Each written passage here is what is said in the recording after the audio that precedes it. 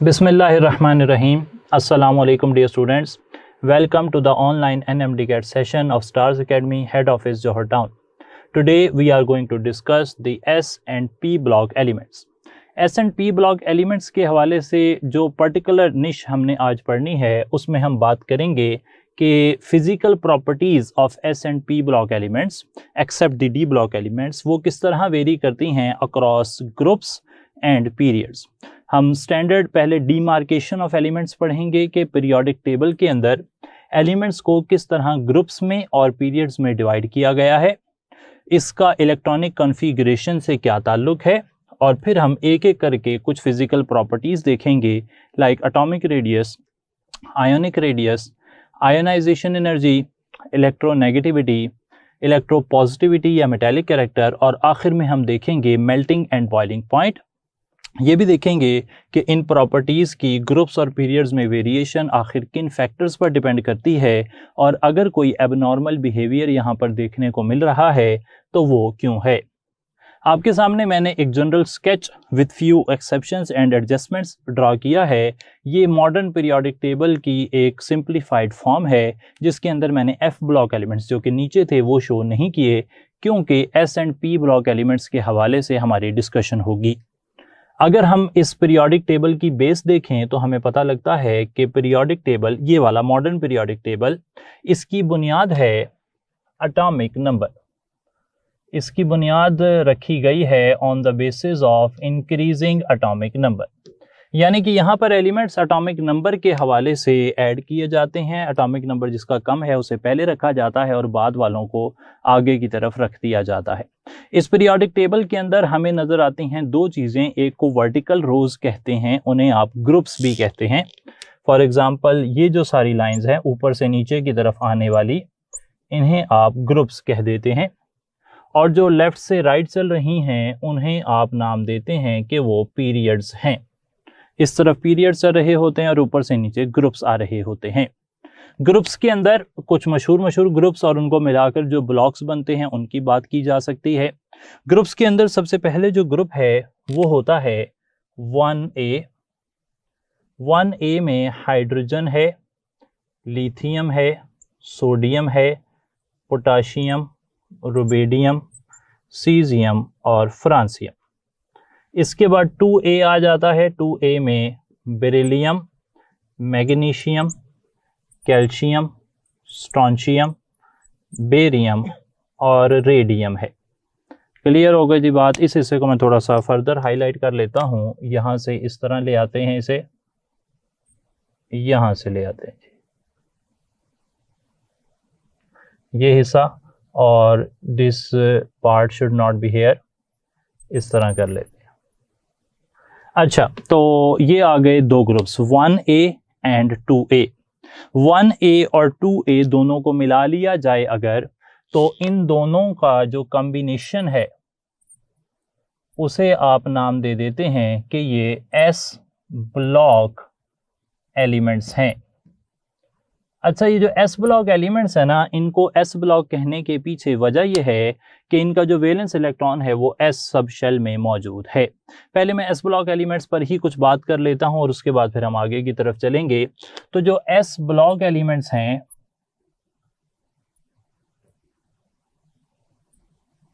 इनकी कुछ नुमाया खसूसियात मैं यहाँ पर जिक्र कर लेता हूँ।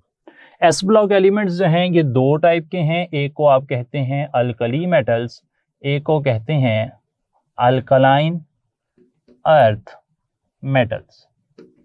अच्छा, यहाँ पर जो मेटल्स हैं, चाहे वो अल्कली मेटल्स हों चाहे अल्कलाइन अर्थ मेटल्स हों, उनके अंदर जो ना जो हाइड्रोजन है, जो पहला मेंबर है, वो शामिल नहीं है, क्योंकि वो जो है अल्कली मेटल नहीं है। हालांकि वो 1A का मेंबर है, 1A का मेंबर है हाइड्रोजन, लेकिन आप उसे अल्कली मेटल में शामिल नहीं करते क्योंकि उसके अंदर जो है वो मेटालिक प्रॉपर्टीज़ ऑफ मेटल्स नहीं पाई जाती।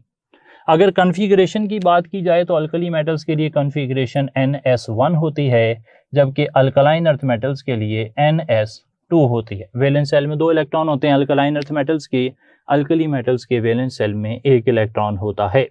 अच्छा, अल्कली मेटल्स जो हैं, अगर हम बात करें कुछ मेजर खसूसियात के हवाले से, तो atomic size atomic radius AR कह रहा हूं मैं। एटॉमिक रेडियस जो अल्कली मेटल्स का है, अल्कली मेटल्स का ग्रुप है 1A, उनका एटॉमिक रेडियस 2A वालों से ज़्यादा होता है। अलबत्ता उनकी आयोनाइजेशन एनर्जी 1A वालों की ये 2A वालों से कम होती है। आयोनाइजेशन एनर्जी ऑफ 2A जो है उससे कम होती है। सही हो गई जी बात। तो ये दोनों अपोजिट ट्रेंड यहाँ पे पाए जाते हैं। साइज बड़ा होता है 1A वालों का, लेकिन उनकी आयनाइजेशन एनर्जी जो है वो 2A वालों से कम होती है। ये बात भी आपने यहाँ पर याद रखनी है, इन दोनों के कंपैरिजन में आ सकती है। इनकी कुछ पर्टिकुलर रिएक्शंस की examples like with nitrogen, oxygen, halogens वो हमने पढ़नी है, लेकिन उसके लिए हमने अलहदा से नेक्स्ट टाइम डिस्कशन रखनी है। इस वक्त हम डीमार्केशन और उससे रिलेटेड प्रॉपर्टीज की तरफ हमने बात करनी है। अच्छा, ये तो हो गई G S block elements. S block के बाद एक एरिया आ रहा है पीरियोडिक टेबल में, और उसमें काफ़ी ज़्यादा जो है ना वो ग्रुप्स पाए जाते हैं। To be exact 8B groups पाए जाते हैं। असल में ये वाला जो एरिया है, इस सब को आप कहते हैं कि ये डी ब्लॉक एलिमेंट्स हैं। इनकी डिटेल फ़िलहाल मैं यहाँ पर नामों के साथ मेंशन नहीं कर रहा, और उसकी सिंपल वजह यह है कि ये हमने अलग से ट्रांजिशन एलिमेंट्स में पढ़ना है।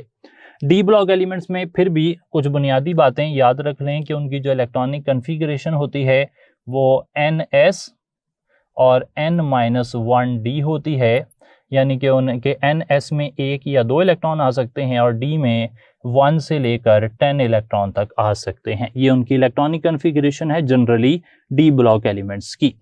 डी ब्लॉक एलिमेंट्स जो हैं वो स्टार्ट होते हैं 3B से, उसके बाद 4B, 5B, 6B, 7B और 8B तक जाते हैं, और उसके बाद आखिर में इस एरिया में उनके पास 1B और 2B होते हैं। वो सब हम इंशाल्लाह आहिस्ता आहिस्ता देखते रहेंगे। इस वक्त इस चैप्टर में, इस यूनिट में इन प्रॉपर्टीज़ का फर्दर भी कोई जिक्र नहीं किया जाएगा। अच्छा, डीमार्केशन में हमने कहा कि जो एस ब्लॉक एलिमेंट्स हैं उनमें S subshell is in the process of filling, D block elements में D subshell is in the process of filling, P block elements में P subshell is in the process of filling. तो ये वाले जो सारे elements हैं जिनको मैं यहाँ बना रहा हूँ, इनको आप कहते हैं पी ब्लॉक एलिमेंट्स, और डेफिनेटली इनका जो पी सबशेल है वो in the process of filling होता है। यहाँ पर कौन कौन से एलिमेंट आ रहे हैं? यहाँ पे we start with 3B, 3A, 4A, 5A, 6A, 7A और आखिर में 8A। अच्छा, इनके अलग अलग नाम भी हैं, जैसे कि 1A और 2A के स्पेसिफिक नाम है। यहाँ पर भी हमें कुछ नाम देखने को मिलते हैं जिनकी डिटेल मैं यहाँ मेंशन कर लेता हूँ। तो यहाँ पर हैं जी पी ब्लॉक एलिमेंट्स। इनके अंदर P subshell is in process of filling. P subshell के अंदर इलेक्ट्रॉन आ रहे हैं जैसा कि मैंने मेंशन किया। इनके अंदर कुछ मशहूर ग्रुप्स हैं जिनके कोई ख़ास नाम होते हैं। यहाँ पर प्रॉपर्टीज़ भी बड़ी एक डिफरेंट अंदाज से वेरी करती हैं काफ़ी दफ़ा। तो यहाँ पर कुछ मशहूर ग्रुप जो हैं उनका नाम है 7A ग्रुप है फॉर एग्ज़ाम्पल, उन्हें आप नाम देते हैं हेलोजेंस का। 8A हैं, उन्हें आप नाम देते हैं नोबल गैसेस का। इसी तरीके से 6A हैं, उन्हें आप नाम देते हैं चैल्कोजेंस का, और 5A हैं, उन्हें आप नाम देते हैं नाइकोजेंस, PNICOGENS, नाइकोजेंस। तो ये सारे के सारे यहाँ पर कुछ ख़ास नाम हैं। थर्ड ग्रुप में है जी बोरॉन, एल्यूमिनियम, गैलियम, इंडियम और थेलियम। फोर्थ ग्रुप में है कार्बन, सिलिकॉन, जर्मेनियम, टिन और लेड। फिफ्थ ग्रुप में है नाइट्रोजन, फास्फोरस, आर्सेनिक, एंटीमनी और बिस्मिथ। सिक्स ग्रुप में है ऑक्सीजन, सल्फर, सिलेनियम, टेलुरियम और पोलोनियम। सेवन्थ ग्रुप में है फ्लोरीन, क्लोरीन, ब्रोमीन, आयोडीन और एस्टाटीन। एट्थ ग्रुप में है helium, neon, argon, krypton, xenon और रेडॉन। यहाँ पर नीचे रेडियो एक्टिव एलिमेंट्स हैं लेकिन उनकी फिलहाल हम बात नहीं कर रहे। अच्छा, अब ये तो हो गई ग्रुप्स के हिसाब से क्लासिफिकेशन, एस और पी ब्लॉक की जनरल बात भी हो गई। याद रखना है आपने कि जब आप डाउन दी ग्रुप आते हैं तो हर लोअर मेंबर के अंदर जो शेल्स की तादाद है वो ऊपर वाले एलिमेंट से डिफरेंट होती है। अब मैं अगर यहाँ पर एक टेबल ये पीरियड्स के नाम लिखूं तो आपको बात बेहतर क्लियर होगी। यहाँ पर जो हाइड्रोजन है उसका पीरियड नंबर है 1, यानी कि उसमें एक शेल जो है वो पाया जा रहा है। यहाँ पर सेकंड पीरियड में लिथियम, बेरिलियम, बोरॉन वगैरह हैं, इनके पास शेल कितने हैं? 2। यहाँ पर 3 शेल हैं, इधर 4 शेल हैं, 5 शेल हैं, 6 शेल हैं, 7 शेल हैं। जो पीरियड नंबर होता है, period number shows shell, period number is a sign of shell number.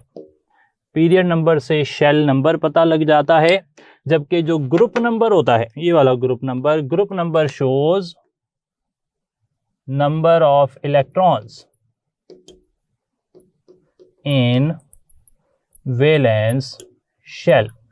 तो ये इंफॉर्मेशन आपने याद रखनी है। तो यह है जी demarcation of elements in periodic table. अब इसी को माइंड में रखते हुए मैं यहाँ पर कुछ प्रॉपर्टीज डिस्कस कर रहा हूँ, जिनमें से पहली प्रॉपर्टी है एटॉमिक रेडियस, और उसको फिर हम रिलेट करेंगे आयोनिक रेडियस के साथ। तो हेडिंग बना लेते हैं जी एटॉमिक रेडियस की। एटॉमिक रेडियस, और साथ ही हम बात करेंगे आयोनिक रेडियस की। एटॉमिक रेडियस, जैसा कि आप जानते हैं कि एटम का जो साइज है उसे आप एटॉमिक रेडियस कहते हैं between the nucleus and the valence shell. Atomic radius आमतौर पर डिपेंड करता है, सबसे पहले मैं फैक्टर से ही बात शुरू कर रहा हूं। एटॉमिक रेडियस डिपेंड करता है अपॉन डिफरेंट फैक्टर्स, और वो फैक्टर्स ये हैं। न्यूक्लियर चार्ज, एटॉमिक जो न्यूक्लियर चार्ज है उस पर एटॉमिक साइज जो है वो डिपेंड कर रहा होता है। और देखा यह गया है कि अगर न्यूक्लियर चार्ज बढ़ेगा, अगर न्यूक्लियर चार्ज बढ़ जाता है तो एटॉमिक रेडियस जो होता है वो कम हो जाता है।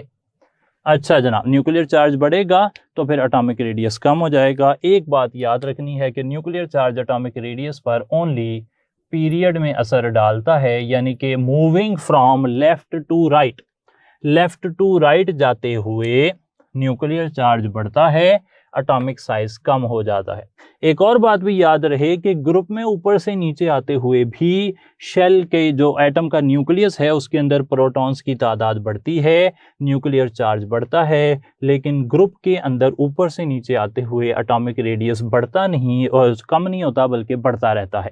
यानी कि बताने का मकसद ये हुआ कि nuclear charge is a factor that affects atomic radius but it does so only in period. ये आपने याद रख लेना है।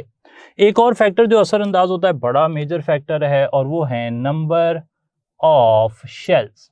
किसी एटम के पास जितने नंबर ऑफ शेल्स ज्यादा होंगे उतना ही उसका एटॉमिक रेडियस भी ज्यादा होगा। इससे नतीजा ये निकला कि पहले एलिमेंट के पास 1 शेल है, दूसरे एलिमेंट के पास 2 शेल हैं, तीसरे एलिमेंट के पास 3 शेल हैं, चौथे एलिमेंट के पास 4 शेल हैं, एंड सो ऑन। तो जैसे जैसे शेल बढ़ेंगे वैसे वैसे एटॉमिक रेडियस बढ़ेगा। इस बात को अच्छी इंपॉर्टेंस आपने देनी है। इसके हिसाब से मैं एक ट्रेंड भी लिखूंगा अभी एटॉमिक रेडियस का। एक और फैक्टर जो है जो असर डालता है उसे कहते हैं शील्डिंग इफेक्ट। अच्छा, जो शील्डिंग इफेक्ट होता है ना जी, शील्डिंग इफेक्ट भी अगर बढ़ जाए तो भी एटॉमिक रेडियस जो है वो बढ़ जाता है, एटॉमिक रेडियस बढ़ जाता है। शील्डिंग इफेक्ट क्या है कि न्यूक्लियस, ये ज़रा समझ लें, यहाँ पर हम मिसाल दे देते हैं। न्यूक्लियस है और न्यूक्लियस के इर्द गिर्द 1 शेल है, 2 शेल हैं, 3 शेल। यहाँ पर कोई इलेक्ट्रॉन है, इस शेल में, वैलेंस शेल में कोई इलेक्ट्रॉन है, और दरमियान वाले शेल में भी इलेक्ट्रॉन्स हैं। ये रहे दरमियान वाले शेल के इलेक्ट्रॉन्स। तो ये जो इलेक्ट्रॉन्स है ना, जिनको मैं फिलहाल हाईलाइट कर रहा हूं डॉटेड लाइन से, इन्हें नाम दिया जाता है, they are named as intervening electrons. Intervening electrons जो है ना वो इस वैलेंस इलेक्ट्रॉन को रिपेल करते हैं और इस रिपल्शन की वजह से न्यूक्लियस उसे अट्रैक्ट उस पावर से नहीं कर पाता जिस पावर से वो अगर ये इलेक्ट्रॉन ना होते तो अट्रैक्ट करता। तो जैसे जैसे शेल बढ़ेंगे वैसे वैसे इन इलेक्ट्रॉन्स की तादाद भी बढ़ेगी और इनकी वजह से जो शील्डिंग इफेक्ट है वो भी ज़्यादा होगा। इस शील्डिंग इफेक्ट, इस रिपल्शन की वजह से एटॉमिक साइज बढ़ता जाएगा। तो एटॉमिक साइज इन चीज़ों पर डिपेंड करता है और इन तीन चीज़ों पर डिपेंड करने से जो ओवरऑल ट्रेंड बन रहा है, ओवरऑल ट्रेंड जो यहाँ पर बन रहा है वो ये है कि ग्रुप के अंदर एटॉमिक साइज जो है वो इंक्रीज करता है, जबकि इन ए पीरियड, एक पीरियड में left to right atomic size decrease करता है। तो पीरियड में left to right atomic size decrease करता है। मेंशन कर लेते हैं कि कहाँ कहाँ बात हो रही है। ग्रुप के अंदर top to bottom, top to bottom atomic size जो है वो इंक्रीज कर रहा है और पीरियड में left to right atomic size जो है वो डिक्रीज कर रहा है। सही होगा जी बात। तो ये है एटॉमिक रेडियस के हवाले से फैक्टर्स। अब यहाँ पर मैं आपको कुछ मिसालें दे दूँ, पर्टिकुलरली जब हमें एस ब्लॉक एलिमेंट्स की बात की गई है और पी ब्लॉक एलिमेंट्स की भी बात की गई है, तो हम यहाँ पे एक निशान लगा रहे हैं आपके सामने। इस निशान को आपने माइंड में रखना है, ये सारे और उसके बाद ये दो। सही है जनाब। इस एरिया को मैं हाईलाइट कर देता हूँ कि ये जो सारा एरिया है, यहाँ से लेकर दोबारा से एक लाइन लगा देते हैं, पक्का क्लैरिफिकेशन हो जाए कि ये वाला जो सारा एरिया है, यानी कि पहले 20 एलिमेंट्स, इनके हवाले से आपको ट्रेंड्स का पता होना चाहिए, आपके माइंड में होना चाहिए, याद रखना पड़ेगा कि कौन सा एलिमेंट कहाँ पर पाया जा रहा है। फॉर एग्जांपल यहाँ से कोई स्टैंडर्ड सवाल जो हमें पेपर में देखने को मिलते रहे हैं वो ये हैं कि for example 1 2 3 4 boron, carbon, nitrogen, oxygen, वो कहता है कि इनमें से सबसे बड़ा एटॉमिक साइज जो है वो किसका है। तो आप कहेंगे कि atomic size left to right कम हो रहा है, लेफ्ट टू राइट कम हो रहा है, तो जो सबसे लेफ्ट पर होगा उसका साइज सबसे बड़ा होगा, बोरॉन का एटॉमिक साइज बड़ा हो जाएगा। इसी तरीके से नाइट्रोजन, ऑक्सीजन, फ्लोरीन, नियॉन का कंपैरिजन आ सकता है, एल्यूमिनियम, सिलिकॉन, फास्फोरस, सल्फर का कंपैरिजन आ सकता है, पोटाशियम, कैल्शियम, क्लोरीन, आर्गॉन का कंपैरिजन आ सकता है। कोई से भी 4 एलिमेंट देकर वो सवाल पूछ सकता है कि किस में नंबर ऑफ शेल्स ज्यादा हैं, किसका न्यूक्लियर चार्ज ज्यादा है, किसका शील्डिंग इफेक्ट ज्यादा है, किसका एटॉमिक साइज ज्यादा है। तो इस तरह के सारे सवाल यहाँ से पूछे जा सकते हैं और उनमें से कुछ प्रैक्टिस एमसीक्यू अभी हम थोड़ी देर में देखेंगे भी। अच्छा, आयोनिक रेडियस जो है वो आयन के रेडियस को आयोनिक रेडियस कहते हैं। आयोनिक रेडियस का जो जनरल ट्रेंड है, आयोनिक रेडियस का जनरल ट्रेंड वो आमतौर पे ना इस तरह नहीं आप डील कर सकते जिस तरह आप एटॉमिक रेडियस को करते हैं। आयोनिक रेडियस के अंदर जो ग्रुप वाला ट्रेंड है, ये वाला ट्रेंड, ग्रुप वाला ट्रेंड सेम है। पहले तो ये बात कर लें, आयोनिक रेडियस का ग्रुप का ट्रेंड सेम है, यानी कि जिस तरह atomic radius down the group बढ़ता है, यानी कि लिथियम से सोडियम का ज़्यादा है, फिर पोटाशियम, फिर रुबेडियम, फिर सीजियम, इसी तरीके से आयोनिक रेडियस भी ग्रुप में इंक्रीज करता है, ग्रुप में इंक्रीज करता है, ग्रुप में इंक्रीज करता है, ग्रुप में इंक्रीज करता है। पीरियड के अंदर अगर बात की जाए तो ये इंपॉर्टेंट बात है, in period for isoelectronic cations और एनाइंस। जब हम पीरियड की बात करेंगे तो फिर हम आइसो इलेक्ट्रॉनिक कैटाइंस और एनाइंस की बात करेंगे। आइसो इलेक्ट्रॉनिक कैटाइंस और एनाइंस का मतलब है, आइसो इलेक्ट्रॉनिक का मतलब है with same number of electrons. तो यहां पर थोड़ी सी पेचीदगी आ जाती है आयोनिक रेडियस में। इस बात को समझने के लिए कि आइसो इलेक्ट्रॉनिक कैटाइन से मेरी क्या मुराद है, मैं स्टैंडर्ड मान रहा हूं एक पर्टिकुलर पीरियड को और उसके मुख्तलिफ ट्रेंड्स जो हैं वो आपसे डिस्कस करूंगा। मैंने मिसाल ली है थर्ड पीरियड की, उसके element sodium, magnesium, aluminium, silicon, phosphorus, sulphur, chlorine और आर्गॉन, इनको मैं जो है ना रिप्रेजेंटेटिव एलिमेंट्स के तौर पर आपके सामने पेश कर रहा हूं और देख रहा हूं कि इनके आयोनिक रेडियस का क्या ट्रेंड है, ताकि हमें एक ओवरव्यू मिल जाए। अच्छा, स्टार्ट ले लेते हैं। Sodium atomic number 11, magnesium atomic number 12, aluminium atomic number 13, silicon atomic number 14, phosphorus atomic number 15, sulphur atomic number 16, chlorine atomic number 17 और आर्गॉन एटॉमिक नंबर 18। आप जानते होंगे कि ये जो नीचे एटॉमिक नंबर लिखा होता है, ये न्यूक्लियस में प्रोटॉन्स की तादाद होती है, और एक न्यूट्रल एटम, अगर सोडियम न्यूट्रल है तो उसमें इस वक्त 11 प्रोटॉन हैं और 11 ही इलेक्ट्रॉन हैं। सही हो गई जी बात, ये आपने याद रखना है, ये ज़रूरी है कि आपको पता हो। अच्छा, अब ये भी देखें आप कि सोडियम मेटल है, मैग्नीशियम मेटल है, एल्यूमिनियम मेटल है, सिलिकॉन सेमी मेटल है, उसके बाद ये सारे नॉन मेटल हैं। आपको ये भी पता होगा डेफिनेटली कि जो मेटल्स होते हैं वो इलेक्ट्रॉन लूज करते हैं और नॉन मेटल्स इलेक्ट्रॉन गेन करते हैं। तो ये सोडियम अगर पाया जाए एज सोडियम +1, तो सोडियम ने एक इलेक्ट्रॉन लूज कर दिया, इस वक्त उसके पास कितने इलेक्ट्रॉन हैं? 10 इलेक्ट्रॉन हैं।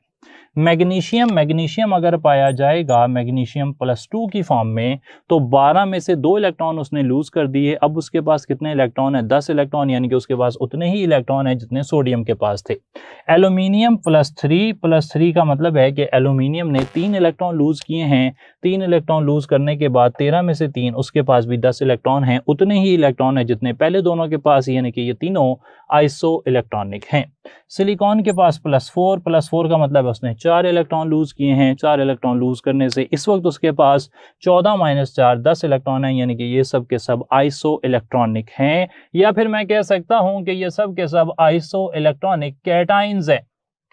पीरियड के अंदर आयोनिक रेडियस का ट्रेंड हम देखते हैं आइसो इलेक्ट्रॉनिक कैटाइंस का या आइसो इलेक्ट्रॉनिक एनाइंस का। 4 तक तो ये बात हो गई। आइसो इलेक्ट्रॉनिक कैटाइंस के लिए सोडियम, मैग्नीशियम, एल्यूमिनियम और सिलिकॉन, किसी भी पीरियड के जो पहले 4 एलिमेंट हैं, पीरियड के पहले 4 एलिमेंट अगर वो आइसो इलेक्ट्रॉनिक होंगे, ओनली देन, किसी और हालत में नहीं। अगर वो आइसो इलेक्ट्रॉनिक हैं तो फिर ट्रेंड ये है कि for isoelectronic cations and anions, isoelectronic cations और एनाइंस के लिए कैटाइंस का ट्रेंड फिलहाल मैं मेंशन कर रहा हूं। जो पीरियड में आइसोइलेक्ट्रॉनिक कैटाइंस पाए जा रहे हों, उनका atomic size left to right decrease होता है।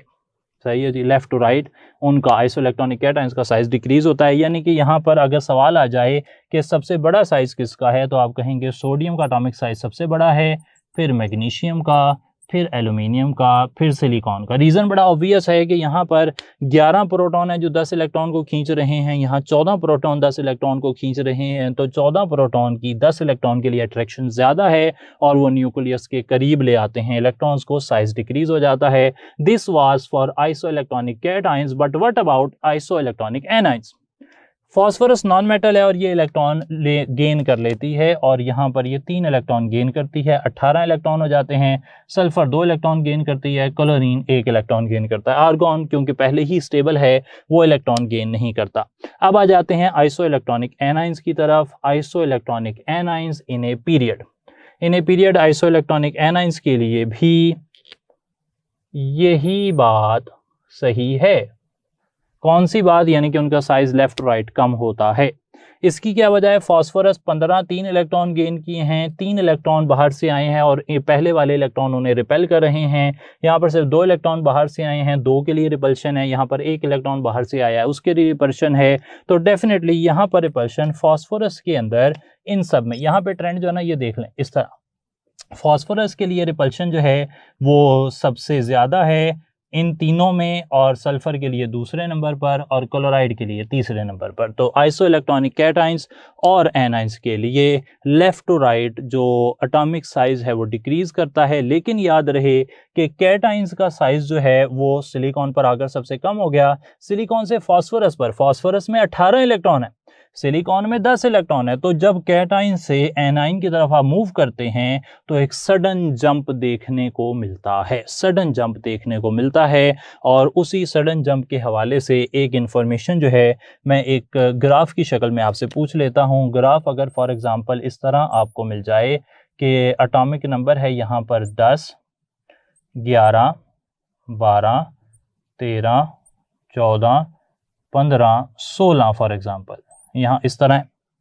और ये वैल्यू जो है वो हमें नज़र आती है कि जो वैल्यू है वो यहाँ से शुरू हुई, 11 पे इधर वैल्यू थी, फिर 12 पे इधर आ गई, फिर 13 पे इधर आ गई, फिर 14 पे इधर आ गई, 15 पे ऊपर चली गई और फिर 16 पे इस तरह आ गई। देखें फॉर एग्जांपल ये एक ग्राफ की फॉर्म है और इस ग्राफ की फॉर्म में वो कहता है कि यहाँ वाई एक्सिस पर जो वैल्यू है ना वो क्या होगी। तो वाई एक्सिस पर जो वैल्यू है वो ऑप्शन में दे देता है कि क्या यहाँ पर एटॉमिक रेडियस है, या फिर यहाँ पर आयोनाइजेशन एनर्जी है, या फिर इलेक्ट्रोनेगेटिविटी है, या फिर आयोनिक रेडियस है। तो हम कहेंगे कि मोस्ट प्रोबेबली यहाँ पर जो वैल्यू प्लॉट की गई होगी वाई एक्सिस पर वो होगी आयोनिक रेडियस। क्यों? क्योंकि आयोनिक रेडियस में वैल्यू कम होते होते मिनिमम वैल्यू पर पहुंचती है चौथे मेंबर पर आइसो इलेक्ट्रॉनिक कैटाइंस के लिए। उसके बाद जैसे ही एनाइन पे जाते हैं तो सडन जंप आता है। और इसी से मिलता जुलता, बिल्कुल इससे मिलता जुलता पास पेपर में भी हमें सवाल मिलता है, ना सिर्फ एटॉमिक आयनिक रेडियस के हवाले से, आयनिक रेडियस के हवाले से, बल्कि मेल्टिंग और बॉइलिंग पॉइंट के हवाले से भी। ये तो हो गया जी आयोनिक रेडियस अगर हम बात कर रहे हों आइसो इलेक्ट्रॉनिक कैटाइंस और एनाइंस के लिए। इंपॉर्टेंट बात यहाँ पर मैं बता दूं आपको, वो मैं यहाँ पर स्पेसिफिकली जो है मेंशन करना चाह रहा हूँ कि अगर आइसो इलेक्ट्रॉनिक कैटाइंस और एनाइंस नहीं हैं तो फिर judgement of ionic radius depends upon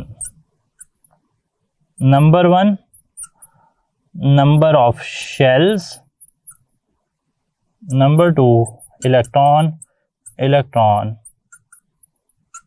repulsion। Number of shells पर डिपेंड करती है। आपने ये अंदाज़ा लगाने के लिए कि किसका साइज़ बड़ा है किसका साइज़ छोटा है, आप इलेक्ट्रॉन रिपल्शन पर और नंबर ऑफ शेल्स पर डिपेंड करेंगे, इन्हिसार करेंगे। अलबत्ता जो जनरल ट्रेंड है वो मैंने आपसे जिक्र कर लिया है, एटॉमिक रेडियस का भी आयनिक रेडियस का भी। अब इस हवाले से कुछ MCQs करते हैं और फिर आगे की तरफ बढ़ेंगे। जी स्टूडेंट्स, तो अब हमने कुछ सवाल आपके सामने लिखे हैं और ये सारे के सारे पास पेपर से डिराइव किए गए सवाल हैं और देखते हैं कि यहाँ पर हमें क्या पूछा गया है। फॉर एग्जांपल एक सवाल था जिसमें हमें पूछा गया था कि which property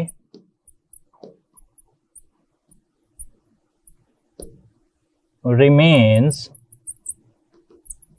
same in a period. तो एक पीरियड में कौन सी प्रॉपर्टी सेम रहती है।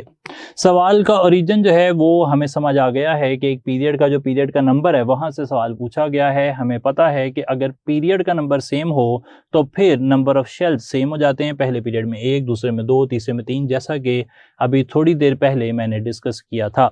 एक और बात याद रहे कि कोई भी ऐसी प्रॉपर्टी नहीं है, कोई भी ऐसी फिजिकल प्रॉपर्टी एलिमेंट्स की नहीं है जो लेफ्ट टू राइट पीरियड में सेम रहे। सिर्फ एक चीज सेम रहती है और वो है नंबर ऑफ शेल्स। तो ये सवाल हमारा आसानी सही हो सकता था।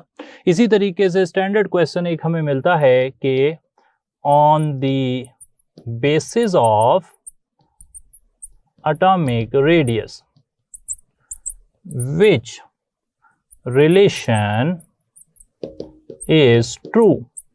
तो रेडियस की बेस पर कौन सा रिलेशन जो है वो सही लग रहा है। हमें पता है कि एक पीरियड में जब आप लेफ्ट टू राइट जाते हैं तो एटॉमिक साइज कम होता है।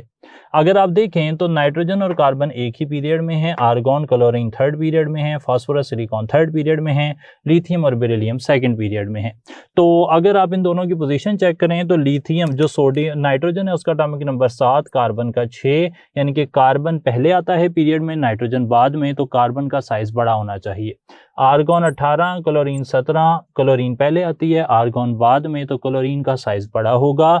Phosphorus 15, silicon 14। फास्फोरस बाद में आता है पीरियोडिक टेबल में इन दिस पीरियड, तो सिलिकॉन का साइज बड़ा होगा। बिल्कुल क्लियर है कि लेफ्ट टू राइट साइज ने कम होना है। अलबत्ता लिथियम को देखें तो 3, बेरिलियम 4, यानी कि सेकंड पीरियड में लिथियम पहले आता है, बेरिलियम बाद में आता है। तो जो पहले आएगा उसका एटॉमिक रेडियस ज़्यादा होगा बाद वाले एलिमेंट से, यानी कि ये जो डेल्टा ऑप्शन है ये ट्रेंड के हवाले से बिल्कुल सही बात शो कर रहा है। एक और क्वेश्चन था, ये थोड़ा ग्राफिकल क्वेश्चन है जी, और ग्राफिकल क्वेश्चन में इस तरह एटॉमिक नंबर 11, 12, 13, 14, 15, 16 यानी कि 11 to 16 शो किया हुआ है।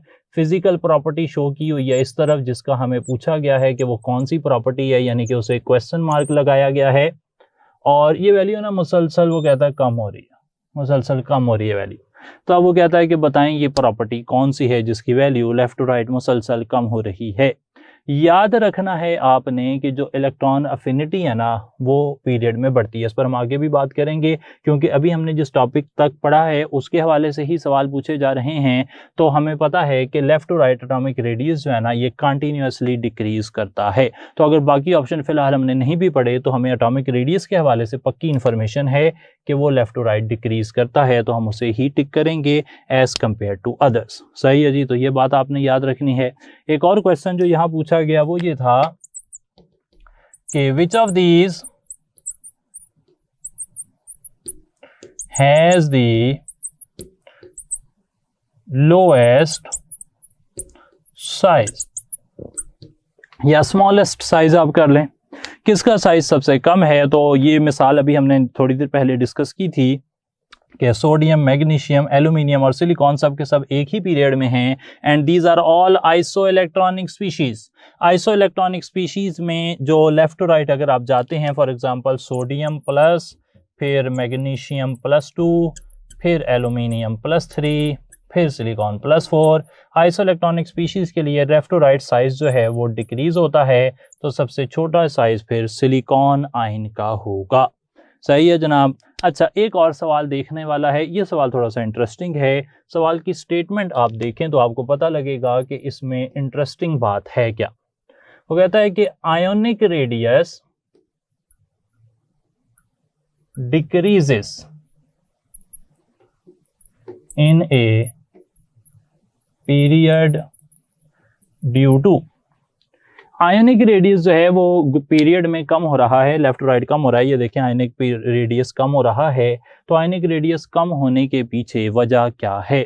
अच्छा, अब ये बात आप ज़रा गौर करें कि आयनिक रेडियस के लिए हमने जो ट्रेंड बताया वो ये बताया कि फॉर एग्जांपल सोडियम है उसका मैग्नीशियम से साइज बड़ा है, मैग्नीशियम का एल्यूमिनियम से साइज बड़ा है, एल्यूमिनियम का सिलिकॉन से साइज बड़ा है, फिर ब्रेक लग जाती है।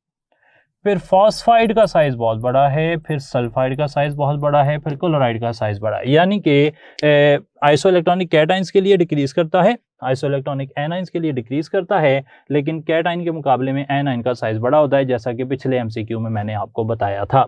अब जो एग्जामिनर ने स्टेटमेंट दिया ना वो लिखा ionic radius decreases in a period. उसने एक जनरल स्टेटमेंट दे दी है कि आयोनिक रेडियस जो है वो पीरियड में कम ही होता है। तो अब हमारे जहन में क्या होता है कि पता नहीं आयनिक रेडियस हमने तो पढ़ा था कि उसका डबल ट्रेंड होता है, यानी कि वो कैटाइंस के लिए अलग उसका ट्रेंड है, यानी कि डिक्रीज तो करता है लेकिन कैटाइंस और एनाइंस पे शिफ्ट करने पे एक सडन जंप आता है। तो यहाँ तो वो सवाल में ऐसी बात बता ही नहीं रहा, तो ये ना थोड़ी सी कंफ्यूजिंग हो जाता है एक्चुअल जब आप उन शूज़ में बैठे होते हैं, जब आप पेपर दे रहे होते हैं। इस वक्त तो आप रिलैक्स हैं, आपको एक टॉपिक है उसी पर बात हो रही है, लेकिन पेपर में ये बात कंफ्यूजिंग हो सकती है। तो अगर ऐसा भी हो जाए कि एक सवाल की जो इन्फॉर्मेशन दी जा रही है वो आपके माइंड में जो उसका डाटा है उससे कॉन्ट्राडिक्ट कर रही हो या मैच ना कर रही हो, कॉन्ट्राडिक्ट तो नहीं कर रही है लेकिन ये मैच नहीं कर रही, तो फिर भी आपने कूल एंड काम रहकर ये देखना है कि मैंने क्या बताया कि ये साइज़ कम क्यों हो रहा है।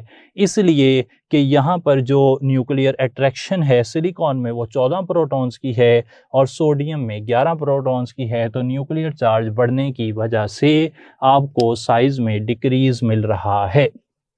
ये इन्फॉर्मेशन भी क्लियर हो गई जी। इसके साथ ही आज हमने आयोनिक रेडियस और atomic radius plus demarcation of elements in S, P, D and F blocks वो देखा। इसके बाद हम आगे की तरफ चलेंगे और देखेंगे आयनाइजेशन एनर्जी, इलेक्ट्रॉन अफिनिटी और रिलेटेड कॉन्सेप्ट्स इंशाल्लाह नेक्स्ट लेक्चर में। तब तक के लिए जी थैंक यू सो मच। अस्सलाम वालेकुम।